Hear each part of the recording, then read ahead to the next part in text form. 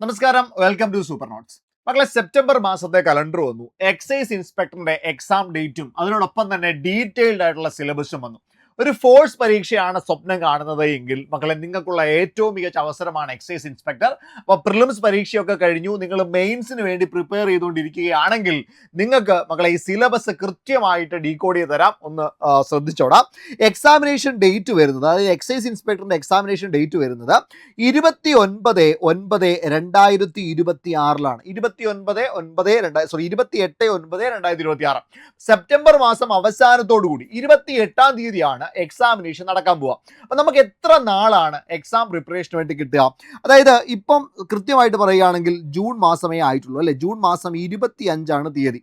അപ്പം July 25, August 25, September 25 അല്ലെ, 3 മാസം. അതായത് 90 ദിവസത്തിലധികം നമ്മുടെ മുന്നിൽ ഇനിയും നമ്മുടെ മുന്നിൽ സമയമുണ്ട്. അപ്പൊ കൃത്യമായിട്ട് പഠിച്ചു പോവുകയാണെങ്കിൽ, ഇപ്പൊ പ്രിലിംസ് ഒക്കെ കഴിഞ്ഞ് നിൽക്കുന്നവരാണ് നിങ്ങൾ, ഒന്നുകൂടി ഒന്ന് മേക്കപ്പ് ചെയ്ത് പോവുകയാണെങ്കിൽ നിങ്ങൾക്ക് എന്ത് ചെയ്യാൻ പറ്റും? സുഖമായിട്ട് ഈ ഒരു എക്സാമിനേഷൻ ക്ലിയർ ചെയ്യാൻ പറ്റും. അപ്പൊ നമുക്ക് എക്സൈസ് ഇൻസ്പെക്ടറിന്റെ സിലബസ് വളരെ ഡീറ്റെയിൽ ആയിട്ട് നമുക്കൊന്ന് പരിശോധിക്കാം. 100 മാർക്കിനാണ് പരീക്ഷ. 1.5 മണിക്കൂറായിരിക്കും എക്സാമിനേഷൻ ഉണ്ടാവുക. ഓക്കെ, അപ്പൊ ഇതിൽ ഏതൊക്കെ ഭാഗങ്ങളുണ്ട്? ആദ്യം വരുന്ന ഹിസ്റ്ററിയാണ്. ഹിസ്റ്ററിയിൽ 5 mark, geography 5 mark, economics 5 mark. Basic ആയിട്ട് ബാക്കിയുള്ളിടത്തെ എല്ലായിടത്തെയും പോലെ തന്നെ 5 മാർക്ക് തന്നെ എവിടെയും വരുന്നുണ്ട്.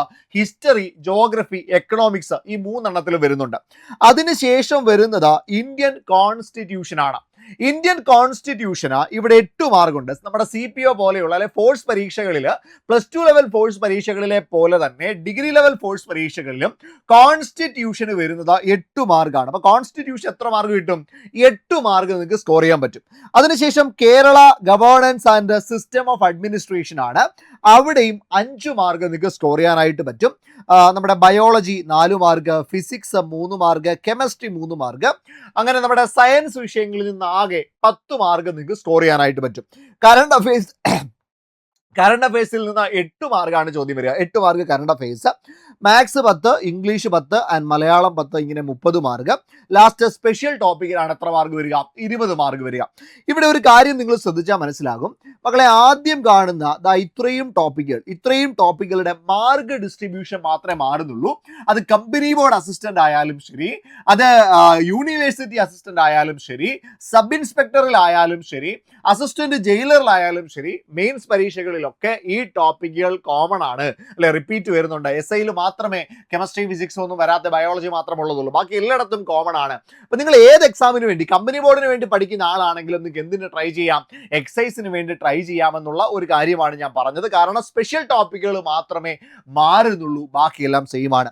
അപ്പൊ ഡീറ്റെയിൽഡ് ആയിട്ട് ഒന്ന് പരിശോധിക്കുകയാണെങ്കിൽ മക്കളെ നോക്കിയേ, ഹിസ്റ്ററി 5 മാർക്കാണ്. അപ്പൊ 5 മാർക്കിൽ ആദ്യം കേരള ഹിസ്റ്ററിയാണ്. കൂടുതൽ മാർക്കും ചോദ്യം വരാൻ സാധ്യതയുള്ളത് കേരള ഹിസ്റ്ററിയാണ്. പിന്നീട് വരുന്ന ഇന്ത്യൻ ഹിസ്റ്ററി ഉണ്ട്, അതേപോലെ തന്നെ വേൾഡ് ഹിസ്റ്ററി ഉണ്ട്.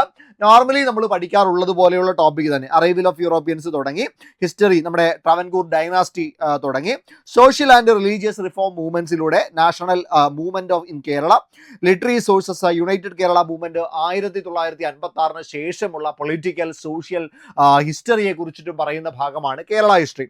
ഇനി ഇന്ത്യൻ ഹിസ്റ്ററിയിലേക്ക് വന്നാലോ, political history, establishment of British, first war of independence, formation of INC Indian national കോൺഗ്രസിന്റെ formation, Swadeshi movement, social reform movement, newspaper, literature വർക്കുകൾ, ഫ്രീഡം മൂവ്മെന്റിന്റെ സമയത്തുള്ള ലിറ്ററേച്ചർ വർക്കുകൾ, അതേപോലെ തന്നെ മഹാത്മാഗാന്ധിയും ഇൻഡിപെൻഡന്റ് മൂവ്മെന്റും, India after independence India's independence ആ ഒരു സമയത്തെ കാര്യങ്ങൾ, then post independent period, state reorganisation, development in science technology, അതേപോലെ എഡ്യൂക്കേഷൻ, ഫോറിൻ പോളിസി കാര്യങ്ങളൊക്കെയാണ് ഇന്ത്യൻ ഹിസ്റ്ററിയിൽ പ്രധാനമായിട്ട് വരിക. ഇനി വേൾഡ് ഹിസ്റ്ററിയിലേക്ക് വരുമ്പോഴോ, അവിടെയാണ് ഗ്രേറ്റ് റെവല്യൂഷൻ ഇൻ ഇംഗ്ലണ്ട് അല്ലെ, ഇംഗ്ലണ്ടിലെ മഹത്തായ വിപ്ലവത്തെ കുറിച്ച് പറയുന്നുണ്ട്. അമേരിക്കൻ വാർ ഓഫ് ഇൻഡിപെൻഡൻസിനെ കുറിച്ച് പറയുന്നുണ്ട്. അതേപോലെ തന്നെ ഫ്രഞ്ച് വാർ, റഷ്യൻ റെവല്യൂഷൻ, ചൈനീസ് റെവല്യൂഷൻ, നമ്മുടെ സെക്കൻഡ് വേൾഡ് വാർ, UNO തുടങ്ങിയ കാര്യങ്ങളൊക്കെയാണ് വേൾഡ് ഹിസ്റ്ററിയിൽ പ്രധാനമായിട്ടും വരുന്നത്. ഇതാണ് ഹിസ്റ്ററിയുമായി ബന്ധപ്പെട്ട 5 മാർക്കിന് ചോദിക്കുന്ന ഭാഗങ്ങൾ എന്ന് പറയാം.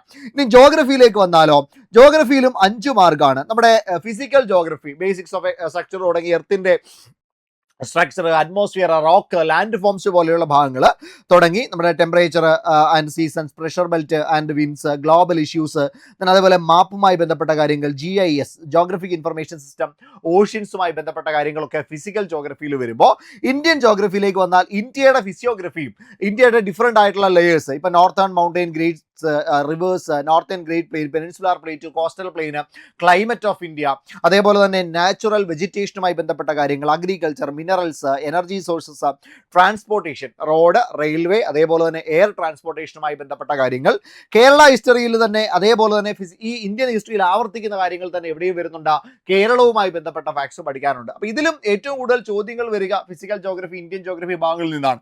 കേരള ഹിസ്റ്ററിയിൽ നിന്ന് കൂടുതലും ഫിസിയോഗ്രഫിയോ അല്ലെങ്കിൽ റിവേഴ്സോ ഒക്കെയാണ് കൂടുതലും ചോദിക്കാൻ സാധ്യതയുള്ളത്. ഇപ്പൊ ട്രാൻസ്പോർട്ടേഷനും നന്നായി ചോദിച്ച് കാണുന്നുണ്ട് കേട്ടോ. അപ്പോൾ ആ ഒരു ഭാഗം കൂടി എന്ത് ചെയ്യുക, നന്നായിട്ട് തന്നെ നോക്കാനായിട്ട് ശ്രമിക്കാം. എക്കണോമിക്സിലേക്ക് വന്നാൽ 5 മാർക്കാണ്. പക്ഷെ വളരെ കുറച്ച് കണ്ടന്റ് മാത്രം പഠിച്ചാൽ നമുക്ക് എന്ത് ചെയ്യാൻ പറ്റും, 5 മാർക്ക് സ്കോർ ചെയ്യാൻ പറ്റും. 5 മാർക്കിന്റെ ടോപ്പിക്കാണ്, കുറച്ച് കണ്ടന്റ് മാത്രമേ ഉള്ളൂ. ഉദാഹരണമായിട്ട് ഇപ്പോൾ basics of economics, then 5 year plan നമ്മൾ നമ്മുടെ പ്രിലിംസിന് പഠിച്ചതാണ്. ന്യൂ എക്കണോമിക് പോളിസി അല്ലേ, അതേപോലെ തന്നെ planning commission, NITI Aayog, financial institution, agriculture, അതിൻ്റെ major crops, green revolution, minerals, direct and indirect taxes, GST-യുമായി ബന്ധപ്പെട്ട് വരുന്ന പ്രധാനപ്പെട്ട ഫാക്റ്റുകൾ, ഇത്രയും കാര്യങ്ങൾ മാത്രം പഠിച്ചാൽ അവിടെ 5 മാർക്ക് നിങ്ങൾക്ക് എന്ത് ചെയ്യാൻ പറ്റും, സ്കോർ ചെയ്യാൻ പറ്റും. ഇതിൽ പ്ലസ് കുറേ കറണ്ട് അഫെയർ കാര്യങ്ങളും കൂടി കയറി വരും. അപ്പോൾ അതും കൂടി ഒന്ന് നോക്കി പോകാം. അത് കറണ്ട് അഫെയറിനകത്തായിരിക്കും കൂടുതലായിട്ടും ചോദിക്കാം. ഇനി 8 മാർക്കിൻ്റെ ഇന്ത്യൻ കോൺസ്റ്റിറ്റ്യൂഷനാണ്. നമ്മുടെ കോൺസ്റ്റിറ്റ്യൂവൻ്റ് അസംബ്ലി തുടങ്ങി നമ്മൾ നോർമലി പഠിക്കുന്ന നമ്മുടെ ഫണ്ടമെന്റൽ ഡ്യൂട്ടീസിലൂടെ, ഫണ്ടമെന്റൽ റൈറ്റ്സിലൂടെ, DPSP-യിലൂടെ, സിറ്റിസൺഷിപ്പിലൂടെ, പ്രിയാമ്പിളിലൂടെ, ദെൻ യൂണിയൻ ഗവൺമെന്റിലൂടെ, സ്റ്റേറ്റ് ഗവൺമെന്റിലൂടെ, അതുമായി ബന്ധപ്പെട്ട് വരുന്ന ഫാക്ടേഴ്സിലൂടെ, കോൺസ്റ്റിറ്റ്യൂഷണൽ ബോഡീസിലൂടെ, നോൺ കോൺസ്റ്റിറ്റ്യൂഷണൽ ബോഡീസിലൂടെയാണ് എന്ത് പോവുക, ഇന്ത്യൻ കോൺസ്റ്റിറ്റ്യൂഷൻ എന്ന് പറയുന്ന ഭാഗം പോവുക. വളരെ ഡീറ്റെയിൽഡ് ആയിട്ട് നമുക്ക് പഠിക്കാനുണ്ട്. പക്ഷേ 8 മാർക്കാണ്. ഒരിക്കലും നിങ്ങൾ എന്ത് ചെയ്യാൻ പാടില്ല, സ്കിപ്പ് ചെയ്ത് പോകാനായിട്ട് പാടില്ല. അതിനുശേഷമാണ് Kerala governance and system of administration എന്ന് പറയുന്ന ഭാഗം. അവിടെയും 5 മാർക്കിൻ്റെ ടോപ്പിക്കാണ്. 5 മാർക്കാണ് അവിടെയും സ്കോർ ചെയ്യാനായിട്ട് സാധ്യതയുള്ളത്. അതിൽ പക്ഷേ കുറച്ച് പ്രിലിംസിൽ നിന്ന് വ്യത്യസ്തമാണ്. ഇപ്പോൾ കേരള സ്റ്റേറ്റ് സിവിൽ സർവീസ് നന്നായിട്ട് പഠിക്കാനുണ്ട്. Quasi judicial bodies, various commissions important ആണ്.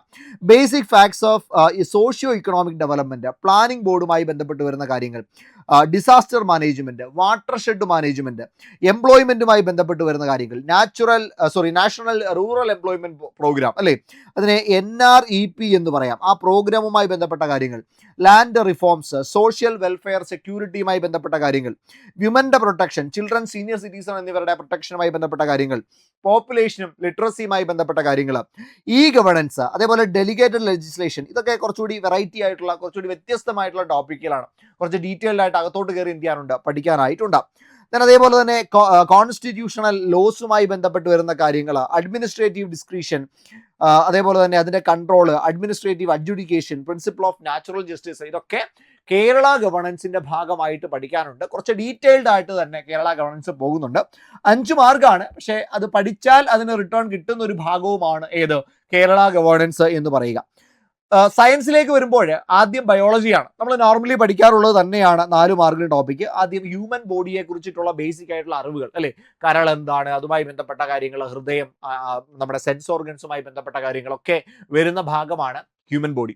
അതിനുശേഷം വൈറ്റമിൻസ്, ഒരിക്കലും ഒഴിച്ചുകൂടാൻ പറ്റാത്ത സ്റ്റാർ ഇട്ട് പഠിക്കേണ്ട ടോപ്പിക്കാണ്. ഒരു ചോദ്യം നമുക്ക് പ്രതീക്ഷിക്കാം.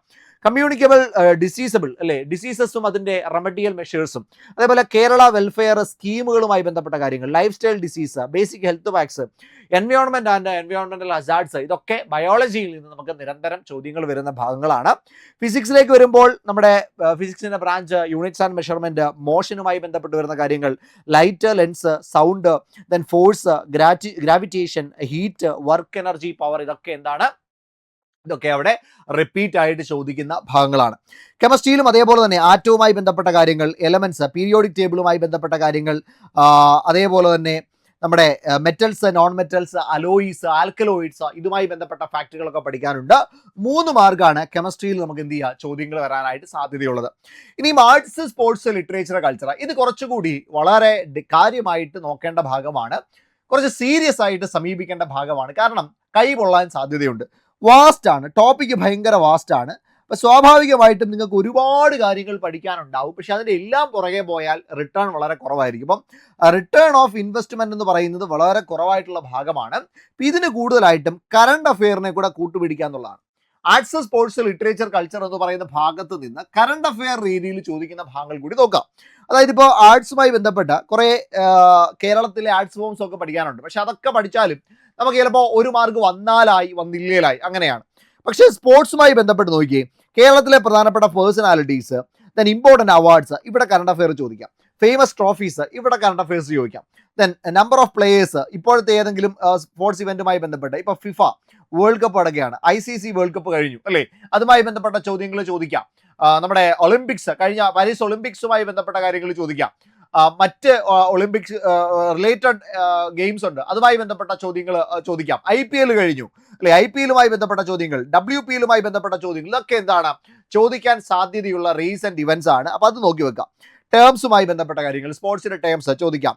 ഒളിമ്പിക്കുമായി ബന്ധപ്പെട്ട കാര്യങ്ങൾ, Asian games, Commonwealth games, SAF games, അപ്പം അതുമായി ബന്ധപ്പെട്ട ചോദ്യങ്ങൾ വരാം. നാഷണൽ ഗെയിംസ്, ഗെയിംസിന്റെ പ്ലേയേഴ്സുമായി ബന്ധപ്പെട്ട കാര്യങ്ങൾ, നാഷണൽ സ്പോർട്സ് ഗെയിംസ്, ഓരോ രാജ്യത്തിന്റെയും നാഷണൽ ഗെയിംസുമായി ബന്ധപ്പെട്ട കാര്യങ്ങളൊക്കെ ചോദ്യമായിട്ട് വരാവുന്നതാണ്.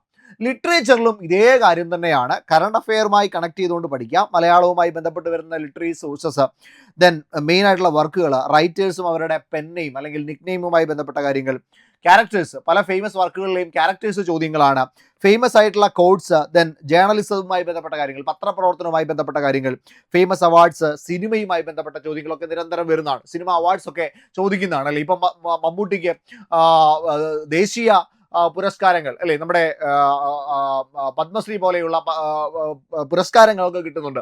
അപ്പം അത്തരത്തിൽ നമ്മളുടെ രാജ്യത്തുള്ള നമ്മുടെ കലാകാരന്മാർക്ക് ലഭിച്ചിട്ടുള്ള പ്രധാനപ്പെട്ട അവാർഡുകൾ, അതുമായി ബന്ധപ്പെട്ട ചോദ്യങ്ങൾ പ്രതീക്ഷിക്കാവുന്നതാണ്. കൾച്ചർ ആണെങ്കിലും ഇപ്പോൾ നമ്മുടെ പ്രധാനപ്പെട്ട ആരാധനാലയങ്ങൾ, അത് ചോദ്യമാണ്. ആരാധനാലയങ്ങൾ, കാരണം ഇപ്പോൾ നമ്മുടെ പ്രിലിംസ് കഴിഞ്ഞപ്പോഴും എല്ലാ ഫേസുകളിലും ആരാധനാലയങ്ങളുമായി ബന്ധപ്പെട്ട ചോദ്യങ്ങൾ വന്നിട്ടുണ്ട്. അപ്പോൾ അതുകൂടി നോക്കാം. ഇനി കറണ്ട് അഫെയർ ആണെങ്കിലോ, കറണ്ട് അഫെയർ 8 മാർക്കാണ്, ഒരിക്കലും സ്കിപ്പ് ചെയ്യാൻ കഴിയില്ല. കറണ്ട് അഫെയർ പഠിക്കുമ്പോൾ ടോപ്പിക്കുകൾ ഐഡന്റിഫൈ ചെയ്യുക, പ്രധാനപ്പെട്ട ടോപ്പിക്കുകൾ. ഈ ടോപ്പിക്കുകൾ ഇവിടെ നിന്ന് കിട്ടുക, നമ്മുടെ PYQവിൽ നിന്ന് തന്നെയാണ് കിട്ടുക അല്ലേ. PYQs അനലൈസ് ചെയ്തിട്ട് ടോപ്പിക്കുകൾ ഐഡന്റിഫൈ ചെയ്യുക, ആ ടോപ്പിക്കുകളെ ബേസ് ചെയ്തുകൊണ്ട് പോകാനായിട്ട് ശ്രമിക്കാം. നമുക്ക് ആ കറണ്ട് അഫെയറുമായി ബന്ധപ്പെട്ട റിപ്പീറ്റഡ് ചോദിക്കുന്ന ചോദ്യങ്ങളുടെ ഒരു വീഡിയോ നമ്മുടെ യൂട്യൂബ് ചാനലിൽ വരുന്നുണ്ട്. അപ്പോൾ അതൊന്ന് കണ്ടാൽ നിങ്ങൾക്ക് ഏകദേശം ഏത് ഏരിയയിൽ നിന്നാണ് കറണ്ട് അഫെയർ പഠിക്കേണ്ടത് എന്ന് നിങ്ങൾക്ക് മനസ്സിലാവും. Then simple arithmetic, mental ability, reasoning ഭാഗത്ത് നോക്കിയാൽ സിമ്പിൾ അരിത്തമെറ്റിക്കിൽ നിന്ന് 5 മാർക്കും മെന്റൽ എബിലിറ്റിയിൽ നിന്ന് 5 മാർക്കുമാണ്. പ്രിലിംസിന് പഠിച്ച സെയിം സിലബസ് ആണ്, മാറ്റമില്ല. ഇംഗ്ലീഷും ഗ്രാമർ 5 മാർക്കും വൊക്കാബുലറി 5 മാർക്കുമാണ്, സെയിം പ്രിലിംസിന്റെ സിലബസ് ആണ്. മലയാളത്തിൽ മാറ്റമൊന്നുമില്ല, 10 മാർക്ക് മലയാളം, സെയിം പ്രിലിംസിന്റെ സിലബസ് ആണ്. ഇനി മാറ്റം വരുന്നത് എവിടെയാണ്? മാറ്റം വരുന്നത് മുഴുവൻ നമ്മുടെ സ്പെഷ്യൽ ടോപ്പിക്കാണ്. 20 മാർക്ക് സ്പെഷ്യൽ ടോപ്പിക്കാണ്. അതിൽ ഒന്നാമത്തത് nature of duty of excise inspector. ഒരു എക്സൈസ് ഇൻസ്പെക്ടറുടെ ഡ്യൂട്ടി എന്താണ്? 18 മാർക്കാണ് ടോട്ടൽ ഈ ഒരു സെക്ടറിൽ നിന്ന് ചോദിക്കുക. ആകെ 18 മാർക്ക് വരുന്നതും എന്താണ്? എക്സൈസ് ഇൻസ്പെക്ടറുടെ ഡ്യൂട്ടി എന്താണ് എന്ന ഭാഗത്ത് നിന്നാണ് 18 ചോദ്യങ്ങൾ വരിക.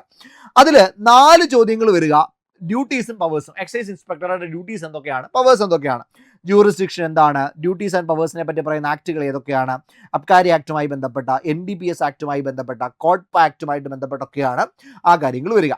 ഇനി മൊഡ്യൂൾ 2-ലും 4 മാർക്കാണ്. Duties of excise inspector in charge of range officers. Range ഓഫീസുകളുമായി ബന്ധപ്പെട്ട ചാർജുള്ള എക്സൈസ് ഇൻസ്പെക്ടറുടെ ഡ്യൂട്ടിയാണ് നമ്മൾ ഇവിടെ പറയുന്നത്. രണ്ടാമത്തെ മൊഡ്യൂളിൽ പറയുക 4 മാർക്ക്. ഇനിയും 4 മാർക്ക് വരുന്ന മൊഡ്യൂൾ 3 എന്താണ്? Duty of excise inspector in charge of distilleries, warehouses and breweries. ഈ പറയുന്ന ഭാഗങ്ങളുമായി ബന്ധപ്പെട്ട ചോദ്യങ്ങൾ 4 മാർക്ക് വരുന്നുണ്ട്. അടുത്ത 4 mark duty of excise inspector in charge of excise enforcement and anti narcotic special squad and excise intelligence and investigation bureau പറയുന്നുണ്ട്. 4 മാർക്കാണ് module 4.